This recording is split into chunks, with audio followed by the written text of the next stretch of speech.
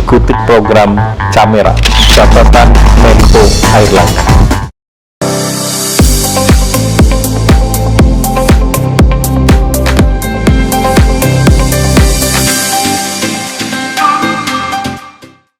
Kembali lagi di Sudut Afeksi yang ada di channel G24. Teman-teman ya, kalau ada yang kelewatan nih di video sebelumnya kita sempat membahas tentang inner child yang terluka. Nah, di video kali ini kita akan lanjutkan lagi pembahasannya. Makanya kalau ada yang kurang jelas, ada yang mau ditanyain, monggo banget silahkan kolom komentarnya terbuka lebar, boleh banget tanya-tanya di situ. Dan tentunya Ovi juga tidak sendirian, sudah hadir kembali di sini dan masih ada di sini. Ada Rati Zulhaki Empesi, seorang psikolog klinis yang biasa aku sapa dengan Ate. Iya, Ovi, aku setia. Masih setia ya sama aku ya. Bukan sama aku aja sih sebenarnya, sama teman-teman yang inner child-nya terluka ya. Kita akan coba bantu ya.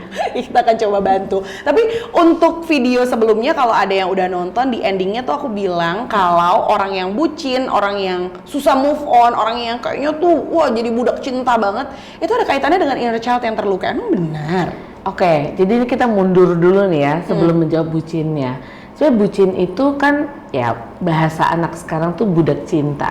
Artinya dia merasa bahwa dia punya yang namanya dependency secara emosional. Nah, emotional dependency ini dia selalu butuh pasangannya untuk memenuhi dirinya.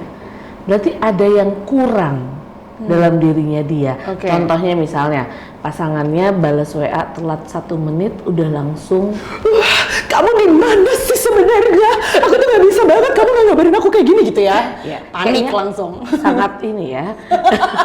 Sangat mendalami peran ya. Lebih tepatnya Itu- dulu saya mudanya gitu. Oke, itu contoh ya, contoh. Nah, artinya ada yang namanya kondisi kekurangan. Kalau kita bilangnya nggak konten nih dalam dirinya dia. Berarti ketika dia nggak konten, nggak full, berarti kan dia butuh keseimbangan dari luar. Nah, kondisi ketidakseimbangan inilah yang sering disebut sebagai ada nih potensi inner child yang terluka. Ada potensi kekurangan afeksi. Wah, pas nih sama Ya. tempat kita nih. Nah, ada potensi dia ingin mencari yang namanya attention. Jadi ada needs of connection. Ya, kita kan manusia itu butuh terkoneksi dengan orang lain. Tapi memang kita nggak boleh ada ketergantungan. Kita seharusnya penuh nih sama diri kita. Artinya ada pacar, nggak ada pacar, ada pasangan, nggak ada pasangan, kita bertanggung jawab atas kebahagiaan kita sendiri. Tapi kalau kita gantungin kebahagiaan kita ke orang lain, ya akhirnya bentuknya bucin tadi. Makanya ada tanda-tanda quotes unquotes bisa jadi ke arah inner child yang terluka. Oke, tapi kalau di dalam hubungan dia protektif misalnya bisa jadi juga nggak? Iya, Inner child yang karena terluka? kan ada dependency, ketergantungan. Orang yang overprotect, orang yang terlalu tergantung. Overprotect itu kan berarti dia pingin menguasai ya. Ada power yang ingin dia dia sebar ke orang lain gitu. Kemudian orang lain jadi tergantung sama dia. Itu sebenarnya ada kebutuhan untuk memenuhi dalam dirinya yang nggak seimbang tadi. Tapi dari apa yang diobrolin tadi, ini aku jadi keingetan ya soal fatherless yang lagi diomongin juga ya. Indonesia darurat fatherless. Nah, itu juga kayaknya Ada kaitannya. ada kaitannya ke situ Itu juga kan ya. pengalaman masa kecil, Vi. Oh iya benar. Jangan Dimana lupa. kita kurang sosok Betul. ayah, gitu ya. Makanya pada kalau saat di masa ruang konseling, bapak-bapak yang datang udah pasti nggak pernah lepas dari PR yang aku kasih. banyak PR bapak-bapak ya. Lebih banyak PR untuk para ayah dibanding para ibu. Ini kayaknya Tuhan maha adil ya. Iya. Ibu udah nyuapin nih ya. Yang nyuapin akhlak boleh bapaknya gitu.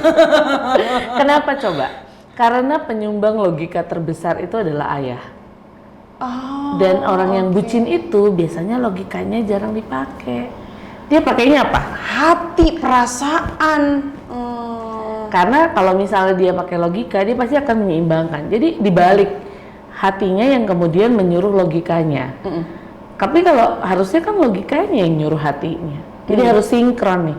Apa yang kita pikirin, itulah yang mempengaruhi apa yang kita rasakan. Oke. Tapi kan namanya aja inner child ya, berarti kan sesuatu tentang masa kecil kita, anak kecil yang ada di dalam diri kita. Berarti kita realize-nya ketika kita sudah dewasa dong, udah besar, udah nggak kecil lagi. Nah, seseorang itu bisa mengetahui nggak sih bahwa inner child-nya tuh terluka? Ada tanda-tanda nggak yang muncul atau yang dia rasakan ketika dia memiliki inner child yang terluka ketika dia dewasa? Pasti bisa, pasti bisa. Ya, yang pertama, yang paling gampang yang terlihat adalah mungkin dia punya kecemasan, atau dia merasa nggak percaya diri. Itu yang paling mudah deh, yang paling mudah terlihat. Atau ada trauma, misalnya ada trauma-trauma yang dia rasakan, oh dia nggak mau pacaran, atau dia nggak mau membuka hati. Contohnya kalau yang kasusnya dengan relasi gitu ya, atau misalnya emosinya nggak stabil, mudah marah, terus kemudian dia overprotect yang seperti itu. Walaupun nantinya mungkin leads to disorder. Ada diagnosa tertentu gitu. Jadi inner child itu bukan diagnosa. Inner child itu kayak ibaratnya kondisi kesehatan mental. Oh, oke. Jadi ini ngaruhnya tetap ke mental juga ya. Sudah pasti. Jadi orang yang punya inner child yang terluka, mungkin diagnosanya ada tertentu. Nah, itu yang harus dipecah bersama dengan pakarnya. Nggak bisa self-diagnose. Oke, nah itu tuh yang tadi aku mau tanyain. Sebenarnya seseorang bisa tahu nggak sih inner child terluka tuh dengan sendirinya?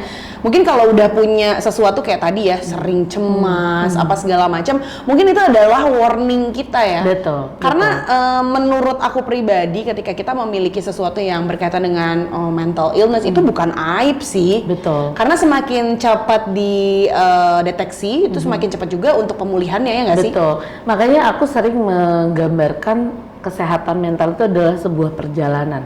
Kesehatan mental itu bukan tujuan. Misalnya kamu mau pergi ke Bandung nih, kesehatan mental itu bukan Bandungnya, tapi the way-nya dari Jakarta ke Bandung. Perjalanannya. Kamu mau lewat tol, kamu mau lewat jalan biasa, Mau naik kereta, mau naik mobil, mau nikmatin perjalanan, mau tidur aja, mau misuh-misuh karena macet, itu adalah pilihan. Oh iya, kalau aku sih memilihnya aku naik helikopter papa sih biasanya kalau ke Bandung ya. Wow. Boleh dong ya, boleh aku nebeng ya. Boleh. Jadi itu perjalanannya itulah ya yang disebut dengan perjalanan mental kita. Betul. Oke. Nah tadi kan kalau inner child itu kan masa kecil. Ada mungkin usia maksimal dari si seseorang itu bisa melalui sesuatu yang menjadi trigger inner child-nya dia itu sampai usia berapa sih biasanya? Ya kalau misalnya kita merunut pada ranah usia dewasa gitu ya, ketika usia pembentukan kedewasaan tuh 17 tahun lah. Tapi memang kalau definisinya UNFPA nih, batasan remaja di Indonesia itu 24 tahun. Tapi biasanya mulai muncul-muncul masalah tuh di usia remaja, ya 17, 16. The hardest part itu biasanya 15 tahunan. Di mana mereka melakukan proses pencarian jati diri, terus biasanya mulai banyak berkonflik dengan orang tua, merasa nggak disupport sama orang tua, nah mulai ada tuh gejolak-gejolak di situ. Gitu. Tapi mulai matengnya itu di 17 sampai 24 lah. Nah ini jadi PR kita juga nih karena kan kita akan menjadi orang tua juga ya teman-teman ya. Jadi nggak ada salahnya juga kita mendengarkan ini supaya nanti anak kita nggak memiliki trauma yang sama mungkin dengan yang kita alami. Tapi ada nggak sih mungkin kejadian-kejadian yang paling sering menjadi trigger seseorang memiliki inner child yang terluka? Kejadian yang spesifik sama sih mungkin ya kaitannya sama bully atau misalnya orang tua yang diktator gitu ya, overprotect. Terus pokoknya kejadian menyenangkan itu kan yang menimbulkan perasaan ya marah, sedih, terluka, tapi nggak diselesaikan. Jadi poinnya adalah tidak diproses, tidak divalidasi. Makanya kalau misalnya contohnya anak kita marah nih, kesel gara-gara lagi nonton TV, tiba-tiba waktunya habis, terus remote-nya kita ambil. Dia kesel dong, boleh nggak dia kesel? Boleh, nggak ada yang ngelarang. Tapi ketika dia kesel terus kita biarin, nggak ada literasi emosi. Nah ini bahasa baru nih, literasi emosi. Artinya bagaimana dia bisa memvalidasi emosi yang dia punya. Oh iya, saya kesel karena saya lagi nonton TV, Remote diambil. diambil. Oke, kamu boleh mengekspresikan kesel kamu. Kalau udah selesai, baru diajak ngobrol. Jadi jangan anaknya lagi kesel, terus kita, ya kan udah tahu, udah dong, gak usah kesel-kesel kayak gitu. Wah, ini nggak selesai, nggak ada validasi. Inilah tumpukan-tumpukan yang mungkin nantinya bisa jadi inner child yang terluka. Oke. Yang akhirnya ketika dewasa, dia jadi orang yang kalau marah akan meledak-ledak.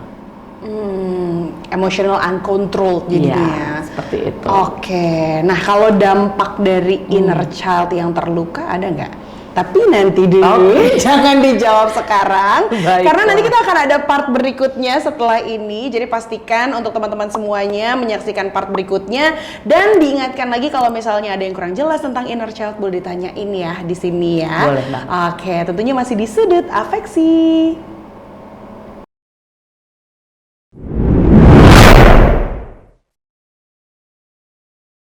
Ikuti program Camera, catatan Menko Airlangga.